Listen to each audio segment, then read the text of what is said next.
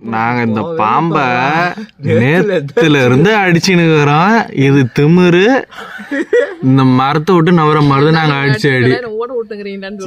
அப்ப அதுக்கு வாழ்விடமே பாத்தியா, இந்த எலுமிச்சை ஃபுல்லா எலுமிச்சை மரத்துல அடிட்டா போகுது. அடியா இது என்னடானா அடிக்க மாட்டமே நமக்கு வந்து இன்னைக்கு நம்ம பாம்பு அடிக்கலாம். நம்ம அருணாக்காய் ரவுத்து வச்சு நம்மளே தூக்க மாட்டிக்க வேண்டியதான். இந்த பாம்பை நம்ம அடிச்சே ஆகணும்.